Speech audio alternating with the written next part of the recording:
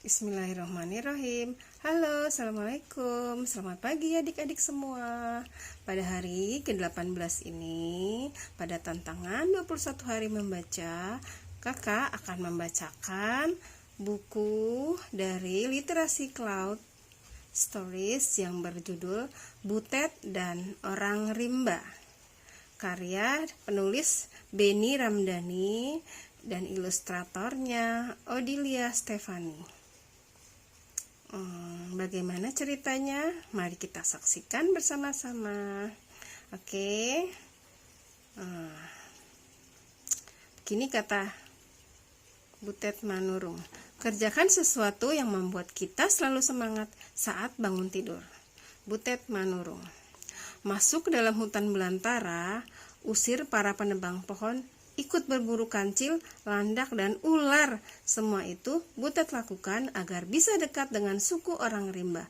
Yuk kita ikuti keseruan Butet Manurung saat mendirikan sekolah rimba.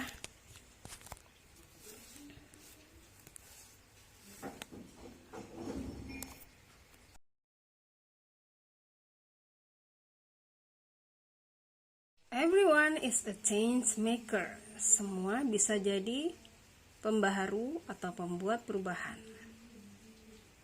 Cerita yang kalian baca ini merupakan kisah nyata dari para pembaharu di Indonesia yang mempersembahkan hidupnya untuk memberi dampak positif bagi orang banyak.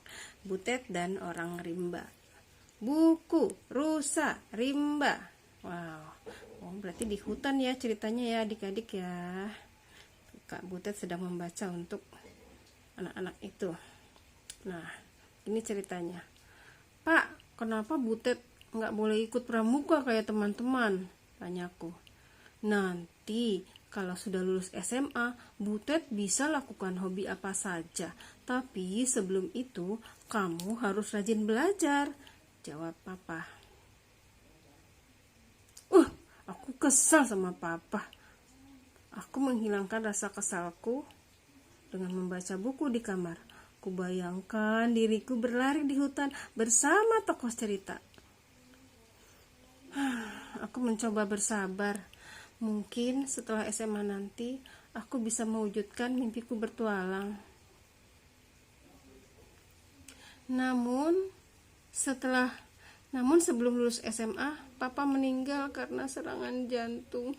Aku sangat kehilangan Papa. Kemudian aku lulus SMA dan diterima kuliah di Universitas Negeri Bandung. Dalam perjalanan ke Bandung, timbul perasaan takut. Aku akan tinggal tanpa keluargaku untuk pertama kalinya. Aku berusaha mengusir rasa takut itu. Bukankah ini yang aku inginkan sejak kecil? Tidak hanya kuliah, tapi juga mengikuti klub mahasiswa pencinta alam. Awalnya aku terkejut, bertualang itu ternyata tidak mudah. Aku sempat menggigil saat naik gunung atau ketakutan di hutan pada saat malam hari. Namun, dengan tekad yang kuat, aku bisa melalui setiap rintangan. Ternyata aku bisa menjadi seorang petualang. Hobi bertualang di alam bebas membuatku memilih bekerja di Sumatera setelah lulus kuliah. Aku bergabung dengan sebuah lembaga pelestarian hutan. Nah, disinilah aku mulai mengenal lebih dekat suku orang rimba di hutan Sumatera. Suku orang rimba semula memusuhiku. Mereka mencurigai aku sebagai bagian dari penebang pohon yang merusak rumah mereka. Aku bukan seperti mereka, kataku. Aku membuktikan dengan berteriak mengusir para penebang pohon itu. Aku juga belajar bahasa dan adat istiadat orang rimba, termasuk belajar memakai kain kemben. Aku ikut berburu dan makan kancil, landak, ular, hingga kelelawar. Pokoknya aku pantang menyerah mendekati mereka. Setelah 7 bulan melakukan pendekatan, kehadiranku akhirnya diterima orang rimba. Wah, senangnya. Belakangan aku tahu alasan mereka mencurigai pendatang. Mereka sering ditipu pendatang. Beberapa kali mereka harus memberi cap jempol surat. Mereka tidak tahu kalau surat itu untuk izin menebang hutan. Ya, karena orang rimba tidak bisa membaca dan menulis.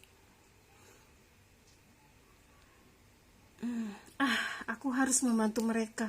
Selain mengajari mereka membaca dan menulis, aku juga ingin membantu mempertahankan kehidupan mereka di hutan. Di tahun keempat, aku berhenti bekerja.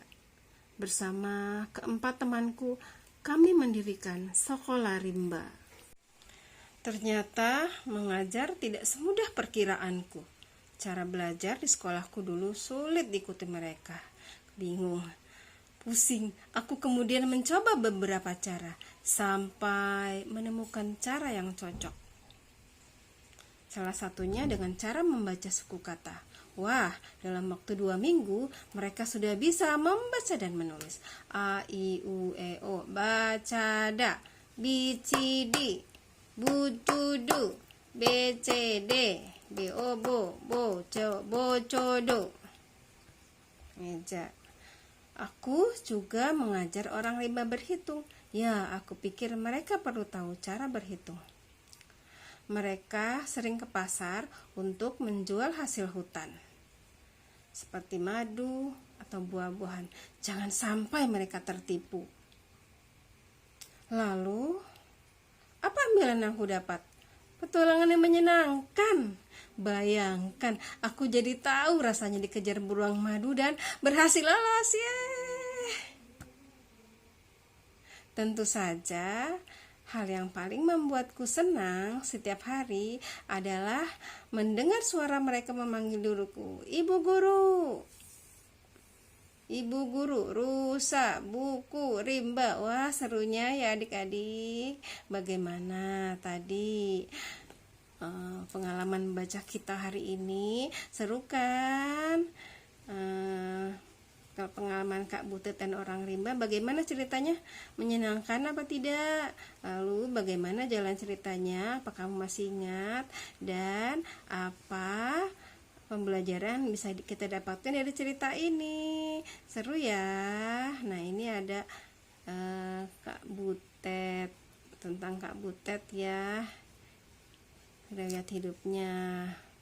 Wow, keren sekali, dia memenangkan Nobel Asia, penghargaan dari Magsaysay Award 2024 dan penghargaan Asoka Fellow tahun 2006. Wow, keren ya Kak Butet. Nah, pertanyaan diskusi ini ya.